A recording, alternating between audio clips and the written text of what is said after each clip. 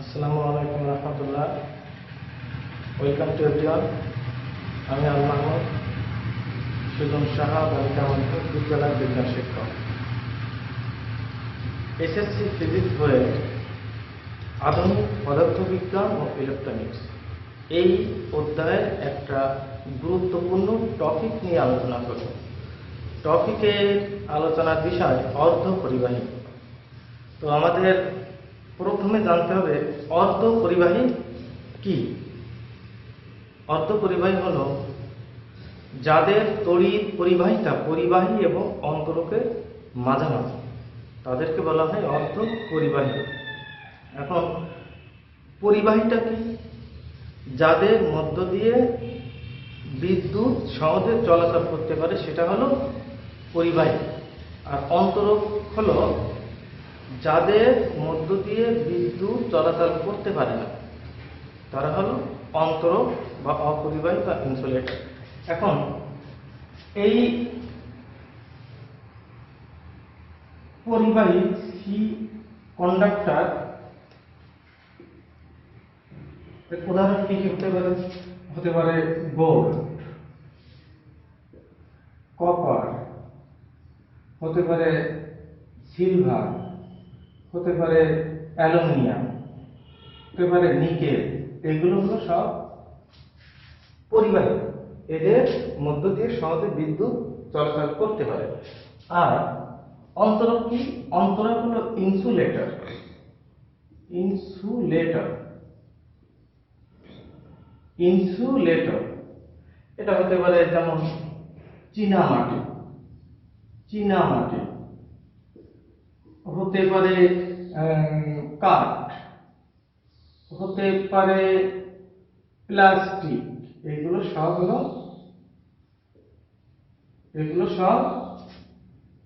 হলো অপরিবাহী, মানে এদের মধ্য দিয়ে বিদ্যুৎ চলাচল করতে পারে না। এখন আর এদের মাঝামাঝি যে বস্তুটা সেটা হলো কি অর্ধ পরিবাহী বা সেমিকন্ডাক্টর।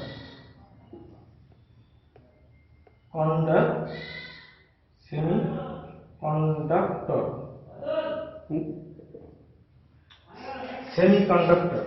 তো এই সেমিকন্ডাক্টরটা কি? যে অর্ধ পরিবাহী পরিবাহ কত পরিবাহীর তুলনায় কম কিন্তু অন্তরকের চেয়ে বেশি, এটা হলো অর্ধ পরিবাহী বা সেমিকন্ডাক্টর। তো এখন আমাদের জানতে হবে যে সেমিকন্ডাক্টর কয় প্রকার। অর্ধ পরিবাহী কয় প্রকার?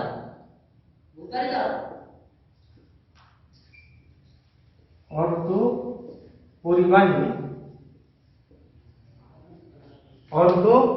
পরিবাহী আমরা জানি দুই প্রকার। এখন এই অর্ধ পরিবাহী কি কি হতে পারে সেগুলোর নাম তো আমাদের জানতেই হবে। সেগুলো হলো অর্ধ পরিবাহী হতে পারে অর্ধ পরিবাহীর বিখ্যাত একটা উদাহরণ সিলিকন, হতে পারে জার্মেনিয়াম। তবে সিলিকনের থেকে জার্মেনিয়াম আরো বেটার, কিন্তু আমরা যদি কস্ট হিসাব করি, তোমরা সিলিকন ভ্যালির নাম অবশ্যই শুনেছ। এই সিলিকন ভ্যালি আমেরিকার বিখ্যাত একটা শহরের নাম। এই সিলিকন ভ্যালিতে বিশ্বের বড় বড় টেকনোলজি ইনস্টিটিউটগুলো অবস্থিত। তোমরা দেখো এই সিলিকন ভ্যালির নামের সঙ্গে কিন্তু সিলিকন শব্দটা মিশে আছে। এখন তাছাড়া এই সিলিকনের মূল উপাদান কি? বালি, যা আমরা সহজে পেতে পারি। এখন এই অর্ধপরিবাহী কি কি? অর্ধপরিবাহী হলো দুই প্রকার। একটা হলো অন্তর্জাত,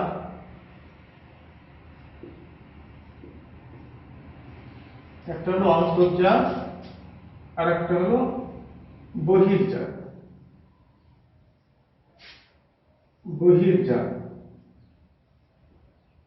তাহলে সিলিকন অর্ধ পরিবাহী দুই প্রকার, কি কি?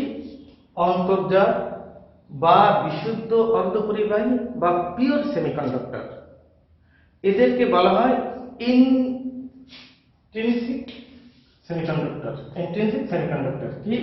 এদেরকে বলা হয় এই বিশুদ্ধ বা পিওর সেমিকন্ডাক্টরকে বলা হয় ইন্ট্রিনসিক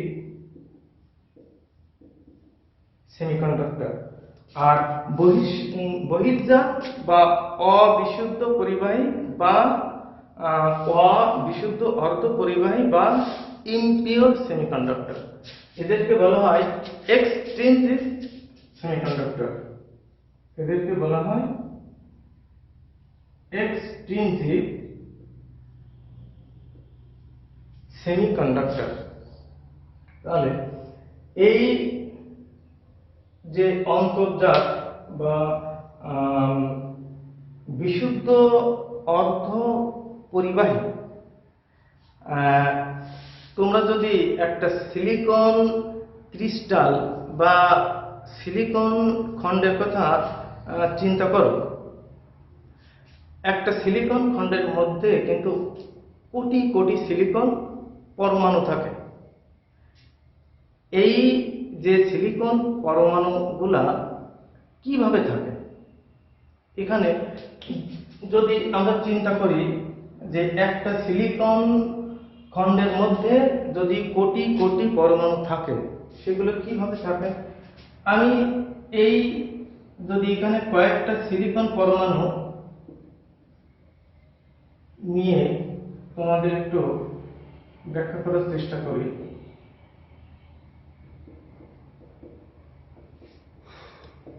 সিলিকন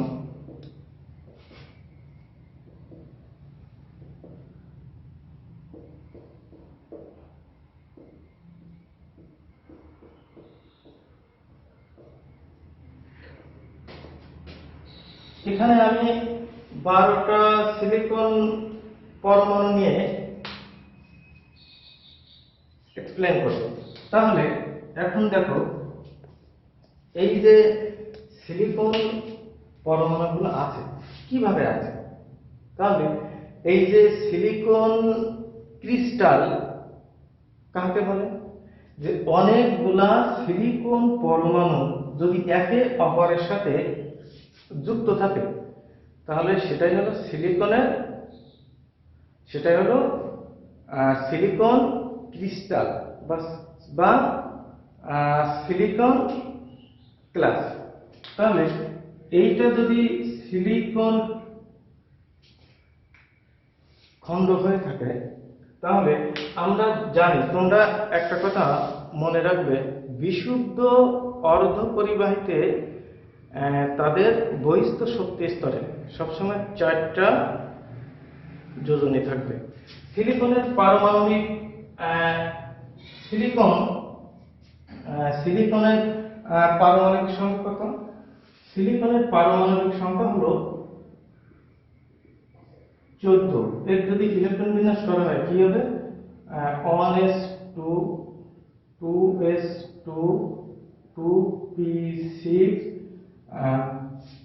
3s2 2 4 12 3p2।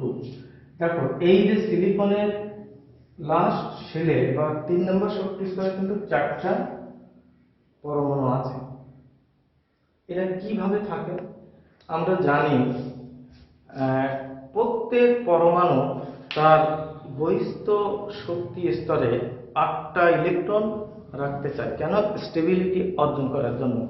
তো এখানে দেখো, সিলিকনের বহিস্থ শক্তি স্তরে যদি 4টা ইলেকট্রন থাকে, তাহলে এরা কিভাবে অষ্টকপূর্ণ করবে? তোমরা দেখো, এই সিলিকন পরমাণু, এই যে 4টা সিলিকন পরমাণু বহিস্থ শক্তি স্তরে 4টা ইলেকট্রন আছে। এই 4টা ইলেকট্রন, এই সিলিকনের এই 4টা ইলেকট্রন, এই সিলিকনের এই 4টা ইলেকট্রন এখন এরা অষ্টক পূর্ণ করবে কিভাবে? দেখো, এই সিলিকনের যে 4টা পরমাণু আছে এর সঙ্গে কি শেয়ার করে একটা বন্ধন, এই সিলিকনের এর সঙ্গে শেয়ার করে এই একটা বন্ধন, এই সিলিকন পরমাণু এর সঙ্গে শেয়ার করে একটা বন্ধন, এই সিলিকনের ইলেকট্রন শেয়ার করে কি একটা বন্ধন। এখন তোমরা দেখো এর কিন্তু 8টা ইলেকট্রন কিন্তু ফিল আপ হয়ে গেছে, অর্থাৎ এই অবস্থায় এই পরমাণুটি সবথেকে স্থিতিশীল। তাহলে এটা যদি স্থিতিশীল হয়ে থাকে, তাহলে একটু আগে বললাম যে এই যে সিলিকন, এটা সিলিকন, এর যে 4টা ইলেকট্রন আছে, এখন এই পাশাপাশি যদি আরেকটা সিলিকন আসে, তাহলে এই এর পাশাপাশি আরেকটা সিলিকন আসলে এই দুইটা বন্ধন তৈরি করছে, তাই না? দেখো, এই সিলিকনের কিন্তু অষ্টক পূর্ণ হয়েছে। এখন অষ্টক যদি পূর্ণ হয়ে থাকে, এখানে এই যে ইলেকট্রনগুলো কি ভাবেছে, এরা কিন্তু বন্ধনে আবদ্ধ হয়ে আছে। তাহলে এই যে সিনারিওটা তোমরা দেখতে পাচ্ছ, এইটা কি আসলে অর্ধ পরিবাহী? আমরা জানি যাদের মধ্য দিয়ে বিদ্যুৎ চলাচল করতে পারে সেগুলো কি পরিবাহী, আর অর্ধ পরিবাহী সামান্য হলে কিন্তু এর মধ্য দিয়ে বিদ্যুৎ চলাচল করতে পারবে, কিন্তু বিদ্যুৎ চলাচল করতে হলে কিন্তু আমাদের ফ্রি ইলেকট্রন লাগবে। এখানে কি কোনো ফ্রি ইলেকট্রন আছে? যে ইলেকট্রনগুলো আছে সবকে একটা বন্ধনে আবদ্ধ হয়ে আছে। তাহলে এটা কিভাবে সেমিকন্ডাক্টর হতে পারে? তোমরা একটা কথা মনে রাখবে যে বিশুদ্ধ সেমিকন্ডাক্টর বা পিওর সেমিকন্ডাক্টর নিম্ন তাপমাত্রায় কিন্তু কুপরিবাহী, কিন্তু যখন স্বাভাবিক তাপমাত্রা বা নর্মাল টেম্পারেচার থাকে, অর্থাৎ 25 ডিগ্রি সেলসিয়াস যখন স্বাভাবিক তাপমাত্রায় থাকে, তখন কি হয়, এই সিলিকনটা এনভায়রনমেন্ট থেকে কিছুটা তাপ এরা নিয়ে এই যে দেখো এই যে সমযোজী বন্ধনগুলো আছে, এগুলো কি হয়, এগুলো কিন্তু ভেঙে যায়, এই ভেঙে যাওয়ার ফলে কি হয়, তখন কিন্তু এখানে কিছু ফ্রি ইলেকট্রন পাওয়া যায়। আর এই ফ্রি ইলেকট্রনের জন্য কিন্তু এটা অর্ধ পরিবাহী, অর্থাৎ এর মধ্য দিয়ে কিন্তু তখন বিদ্যুৎ কিছুটা হলেও চলাচল করতে পারে। কিন্তু এত কম ইলেকট্রন দিয়ে কিন্তু একটা ইলেকট্রনিক্স সার্কিট কিংবা ইলেকট্রনিক্স যন্ত্রপাতি কিংবা ইলেকট্রনিক্স ডিভাইস কিন্তু তৈরি করা সম্ভব না। এর জন্য আমাদের কি দরকার? আরো অনেক বেশি ইলেকট্রন দরকার, কারণ ইলেকট্রনের ফ্লো যত হবে, ইলেকট্রিসিটি ফ্লো কিন্তু তত বেশি হবে। এই জন্য আমাদের কি করতে হয়, এটাকে ডোপিং করতে হয়। এই ডোপিংটা কি সেটা আমি ব্যাখ্যা দিচ্ছি একটু পরেই। এখন যদি বহির্জাত সেমিকন্ডাক্টর কাকে বলে? বহির্জাত সেমিকন্ডাক্টর হলো যে বিশুদ্ধ অর্ধ পরিবাহীতে যদি ইম্পিউরিটি মেশানো থাকে, ইম্পিউরিটি অর্থ ভেজাল বা খাদ যদি মেশানো থাকে, তাহলে সেটাকে বলা হয় বহির্জাত অর্ধ পরিবাহী বা ইমপিওর সেমিকন্ডাক্টর। এদেরকে বলা হয় এক্সট্রিনসিক সেমিকন্ডাক্টর। এখন এই যখন ডোপিং করা হয়, তখন কিন্তু এই বহির্জাত অর্ধ পরিবাহীটা সৃষ্টি করা হয়। ডোপিংটা কি? ডোপিংটা হলো বিশুদ্ধ সেমিকন্ডাক্টরে যদি ভেজাল মিশ্রিত করে বা ইম্পিউরিটি মিশ্রিত করে এর পরিবাহিতা বৃদ্ধি করার যে পদ্ধতি বা কৌশল, সেটা হলো doping.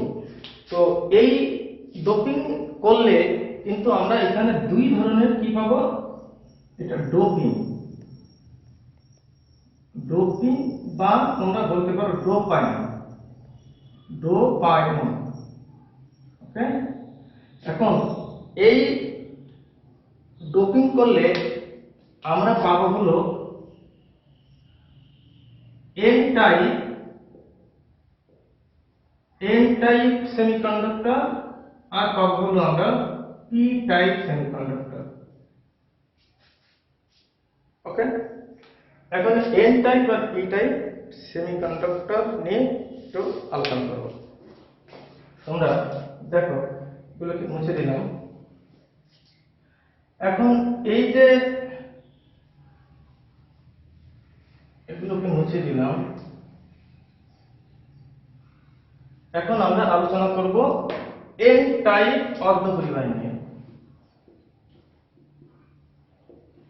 N type semiconductor.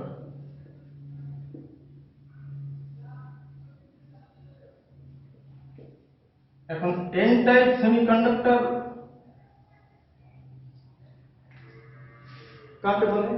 N type semiconductor হলো বিশুদ্ধ অর্ধপরিবাহীতে যদি পঞ্চযোজী মৌল দ্বারা ডকিং করা হয় সেগুলো হলো এন টাইপ অর্ধপরিবাহী।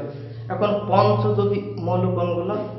যে সমস্ত মৌলের পরমাণু বহিঃস্থ শক্তি স্তরে 5টা ইলেকট্রন থাকবে সেগুলো হলো পঞ্চযোজী, আর যদি 3টা থাকে সেগুলো হলো ত্রিযোজী, আর যদি 4টা থাকে সেগুলো হলো চতুর্যোজী। এই বিশুদ্ধ সেমিকন্ডাক্টর কিন্তু চতুর্যোজী, কারণ এর বহিঃস্থ শক্তি স্তরে 4টা ইলেকট্রন থাকে। এখন এই টাইপ অর্ধপরিবাহীতে কি করতে হয়? পঞ্চযোজী মৌল দ্বারা ডকিং করতে হয়। এখন যদি আমি যে কোনো ভাবে একটা, যেমন পঞ্চযোজী মৌল হতে পারে কি কি? ফসফরাস, তাই না? এই ফসফরাস যদি আমি ডোপিং করে এর মধ্যে মেশানো হয় তাহলে কি হবে? আমরা জানি ফসফরাসের পারমাণবিক সংখ্যা 15। একে যদি আমরা ইলেকট্রন বিন্যাস করি 1s2 2s2 2p6 3s2 3p6, তাহলে এখানে আসে 2004 10 12 15। দেখো তোমরা এই পঞ্চযোজী মৌল অর্থাৎ ফসফরাসের শেষ ইলেকট্রন, এই যে ফসফরাসটা দেখো আমরা ধরে নিলাম এটা হলো থার্ড শেল, তাহলে এখানে যে 5টা ইলেকট্রন আছে, তাই না? এই যে 5টা ইলেকট্রন আছে, তাহলে এটা কি একটা পঞ্চযোজী মৌল। তাহলে এই ফসফরাসকে যদি এর ভিতরে ঢোকানো হয় বা ডোপিং করা হয় তাহলে কি হবে? এই ফসফরাসের যে 5টা বন্ড আছে বা 5টা হাত আছে, তাহলে কি হবে? এই 5টা হাত এই সিলিকনের যে বহিঃস্থ শক্তি স্তরে 4টা ইলেকট্রন আছে, এ কি করবে? এই ফসফরাস এর সঙ্গে শেয়ার করে কি করবে? এরা স্টেবিলিটি অর্জন করবে। এখন এই ফসফরাসের যে অষ্টক পূর্ণ হলো, তাহলে আর যে একটা ইলেকট্রন আছে সেটা কি হবে? কারণ যখন অষ্টক পূর্ণ করবে তখন সে কি করবে? এই একটা ইলেকট্রন কিন্তু সে ছেড়ে দেবে, ওকে? এই একটা ইলেকট্রন যখন ছেড়ে দিচ্ছে তখন কিন্তু আমাদের এন টাইপ সেমিকন্ডাক্টর তৈরি হচ্ছে। কারণ তোমরা জানো যে এন টাইপ অর্ধপরিবাহীতে আমাদের ইলেকট্রন সৃষ্টি হয়। এখন এই যে তোমরা অবশ্যই জানো যে সামান্য কোনো পরমাণু ক্ষেত্রে সামান্য 1 গ্রাম বা 2 গ্রাম ফসফরাস যদি এখানে ডোপিং করা হয়, তাহলে কিন্তু আমরা কোটি কোটি ফসফরাস পরমাণু পাবো। আর কোটি কোটি ফসফরাস পরমাণু যখন পেয়ে যাব, তখন কিন্তু আমরা কোটি কোটি ইলেকট্রন পেয়ে যাব। হ্যাঁ, কারণ ইলেকট্রন যত বেশি হবে, ইলেকট্রিসিটি ফ্লো কিন্তু তত বেশি হবে। আর এই যে ইলেকট্রনটা আমরা পেলাম, এই জন্য কিন্তু এই এন টাইপ অর্ধ পরিবাহিতা বাড়ায়। এখন এই যে এখানে ফসফরাস একটা ইলেকট্রন ছেড়ে দিল, তাহলে এখানে ফসফরাস তো অবশ্যই একটা এখন চার্জ হবে। আমরা জানি এই যে ফসফরাসের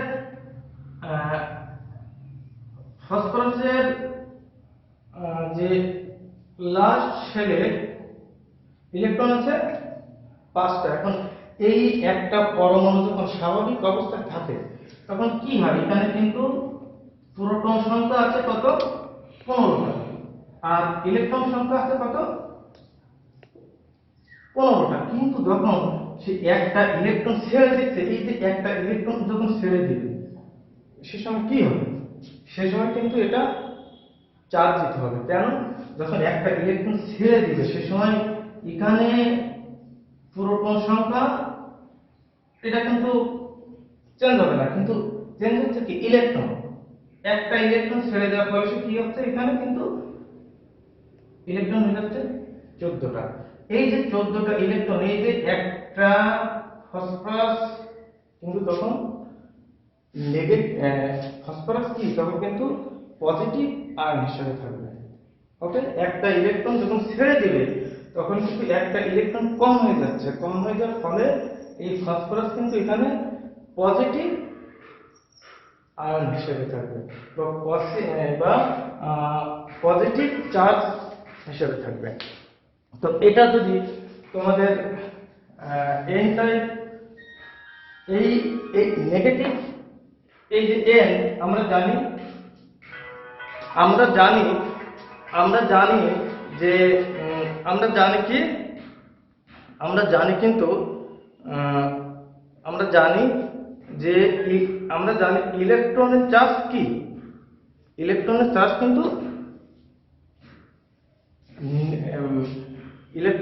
কিন্তু নেগেটিভ। এই জন্য একে আবার বলা হয় নেগেটিভ টাইপ। একে আবার কি বলা হয়, নেগেটিভ টাইপ সেমিকন্ডাক্টর। ওকে, এই যে এখন এটা হলো আমাদের এন টাইপ অর্ধপরিবাহীর ব্যাখ্যা। এখন আমরা ব্যাখ্যা করব পি টাইপ অর্ধপরিবাহী। পি টাইপ অর্ধপরিবাহীটা কি? পি টাইপটা হলো কি, যদি বিশুদ্ধ সেমিকন্ডাক্টরে 3 যদি মৌল দ্বারা ডপিং করা হয়, সেগুলো হলো, তাহলে আমরা এই পি টাইপ অর্ধ পরিবাহীটা পাওয়া যাবে। তাহলে এই পি টাইপ অর্ধ পরিবাহীর জন্য মৌল হতে পারে বোরন, হতে পারে অ্যালুমিনিয়াম। এদের লাস্ট শক্তি স্তরে কিন্তু আমাদের 3টা ইলেকট্রন থাকবে। আমরা জানি বোরনের পারমাণবিক সংখ্যা কত, 5। তাহলে একে যদি আমরা ইলেকট্রন বিন্যাস করি 1s2 2s2 2p 2p1, দেখো এই যে বোরনের এখানে যে এখানে 2টা লাস্ট শক্তি স্তর আছে, 3টা, 3 আর 5। দেখো এই বোরনের লাস্ট শক্তি স্তরে কিন্তু 3টা ইলেকট্রন আছে, অর্থাৎ এটা 3 যদি মৌল। এখন যদি এই বিশুদ্ধ সেমিকন্ডাক্টরে যদি আমরা ডোপিং করে 3 যদি মৌল ঢোকানো হয়, তাহলে কি হবে, এখানে বোরনের লাস্ট শক্তি স্তরে আছে 3টা ইলেকট্রন। এখন এই 3টা ইলেকট্রন যদি থাকে, তাহলে এই বোরনের কি অষ্টক পূর্ণ হচ্ছে? হচ্ছে না, কারণ এখানে এক জোড়া ইলেকট্রন, 2 2 4 6, আর এখানে কিন্তু একটা ইলেকট্রন কিন্তু সে থেকে যাচ্ছে। এখন এই ইলেকট্রনটা ফিল আপ করার জন্য সে কি করবে? এখানে এই ইলেকট্রনটা ফিল আপ করার জন্য সে অন্য একটা সিলিকন পরমাণু থেকে একটা ইলেকট্রন এখানে এসে যাবে। এখানে এসে গেলে তখন দেখো এই বোরনের অষ্টক পূরণ হচ্ছে। অষ্টক পূর্ণ হওয়ার কারণে এখানে কিন্তু এই যে ইলেকট্রন, সিলিকন একটা ইলেকট্রন এখানে দিয়ে দিল, অর্থাৎ এখানে কিন্তু হোল সৃষ্টি হলো। হোল সৃষ্টি। হোলটা কি? হোল এই এখন এই যে হোল সৃষ্টি হলো, এই হোলটা কি? এই হোলটা হলো ইলেকট্রনের ঘাটতি বা ইলেকট্রনের শূন্যতা। হোল কি? এই হোল কি? ইলেকট্রনের শূন্যতা। ইলেকট্রনের শূন্যতা বা ইলেকট্রনের ঘাটতি। তাহলে এই হোল যদি ইলেকট্রনের ঘাটতি হয়, তাহলে এই হোলের চার্জ কি হবে? হোলের চার্জ কিন্তু সবসময় ধনাত্মক চার্জ হয়। কি হবে? কারণ এটা তো ইলেকট্রনের ঘাটতি। কেমন? আমরা যদি সোডিয়াম পরমাণুর কথা চিন্তা করি, বা সোডিয়ামের পারমাণবিক সংখ্যা আমরা জানি 11। তাহলে 11 যদি হয়, তাহলে এখানে কি হবে? 1s2 2s2 2p6 3s1। দেখো এই যে সোডিয়ামের লাস্ট শক্তি স্তরে কিন্তু ইলেকট্রন থাকছে কয়টা? সোডিয়ামের লাস্ট শক্তি স্তরে কিন্তু ইলেকট্রন দেখো তোমরা এই একটা। ওকে, এখন এই সোডিয়াম যদি একটা ইলেকট্রন কাউকে দিয়ে দেয়, তাহলে এর কিন্তু তখন ইলেকট্রন সংখ্যা কমে যাবে। ইলেকট্রন সংখ্যা কমে যাওয়ার ফলে এখানে আমরা জানি স্বাভাবিক অবস্থায় সোডিয়াম পরমাণুর প্রোটন সংখ্যা 11 আর ইলেকট্রন সংখ্যা 11, কিন্তু যখন একটা ইলেকট্রন দিয়ে দিচ্ছে তখন কি হচ্ছে? তখন কিন্তু সোডিয়াম আয়ন হচ্ছে। কিভাবে? এই একটা ইলেকট্রন যখন কাউকে দিয়ে দেবে, কি হবে তখন কিন্তু এই যে একটা ইলেকট্রন যখন কাউকে দিয়ে দিচ্ছে, দেখো তখন এখানে কিন্তু প্রোটন সংখ্যা তো চেঞ্জ হবে না। এখানে প্রোটন হচ্ছে এটা সেম থাকবে, আর ইলেকট্রন কি হচ্ছে? এখানে হয়ে যাচ্ছে কিন্তু 10টা। এই একটা যে প্রোটন সংখ্যা বেশি আছে, এখানে কিন্তু তখন এইখানে সোডিয়াম আয়ন। ওকে, এখন ইলেকট্রনের শূন্যতা। কারণ ইলেকট্রনের ঘাটতি যখনই থাকবে তখন কিন্তু তাহলে কিন্তু এই যে হোলের চার্জ কি?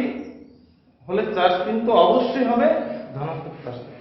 ওকে, এখন এই যে বোরন যে একটা ইলেকট্রন একটা সিলিকন থেকে সে রিসিভ করলো। ওকে, এই একটা ইলেকট্রন রিসিভ করার ফলে বোরনে আমরা জানি বোরন স্বাভাবিক অবস্থায় এখানে কি হবে? প্রোটন সংখ্যা হবে কয়টা? 5টা, আর ইলেকট্রন সংখ্যা 5টা। কিন্তু এই বোরন 5টা। এখন এ যখন একটা ইলেকট্রন কার কাছ থেকে নিবে, বোরনটা যখন একটা ইলেকট্রন কার কাছ থেকে নিবে, সে সময় কিন্তু এই যে একটা ইলেকট্রন যদি নেয়, তাহলে এর কিন্তু লাস্ট শক্তি স্তরে তখন ইলেকট্রন হবে 4টা। সে সময় কি হবে? সে সময় কিন্তু প্রোটন সংখ্যা সেম থাকবে, আর ইলেকট্রন সংখ্যা হয়ে যাবে কিন্তু 6টা। এই যে একটা ইলেকট্রন বেশি থাকলো, এই যে একটা ইলেকট্রন বেশি হিসাবে থাকলো, এই যে একটা ইলেকট্রন বেশি, এই জন্য কিন্তু এই বোরন পরমাণুটা কি হবে? নেগেটিভ আয়ন হিসেবে থাকবে। ওকে, তাহলে এই যে বোরন পরমাণুটা যখন নেগেটিভ আয়ন হিসেবে থাকবে, এই যে হোলটা, তাই না? এই আমাদের পি টাইপ অর্ধ পরিবাহীতে সবসময় আমাদের হোল সৃষ্টি করতে হবে। হোলের চার্জ কি? হোলের চার্জ হলো ধনাত্মক চার্জ যুক্ত, এই জন্য এটাকে বলা হয় positive type, positive type semiconductor. তো আজকে এই ছিল অর্ধপরিবাহীর ব্যাখ্যা। আমি এসএসসি সিলেবাস অনুযায়ী খুবই শর্ট করে এখানে ব্যাখ্যা করছি। তো এইগুলো এখানে কিন্তু আরো অনেক অনেক ব্যাখ্যা আছে, আমি ছোট্ট করে একটু ব্যাখ্যা করে দিলাম। তো তোমরা এগুলো বাড়িতে ভালোভাবে দেখবে। আর এই অর্ধ পরিবাহী দিয়ে যে যন্ত্রগুলো তৈরি হয় বা ইলেকট্রনিক্স ডিভাইস, ইলেকট্রনিক যন্ত্রপাতিগুলো তৈরি হয়, সেগুলো কি কি হতে পারে? সেগুলো হতে পারে ডায়োড, ট্রানজিস্টর, মসফেট, এলইডি। আমার নেক্সট ভিডিওতে আমি ডায়োড আর ট্রানজিস্টর নিয়ে আলোচনা করব। তো আজ এই পর্যন্ত। তোমরা সবাই ভালো থেকো, সুস্থ থেকো। All the best. Thank you so much. আসসালামু আলাইকুম।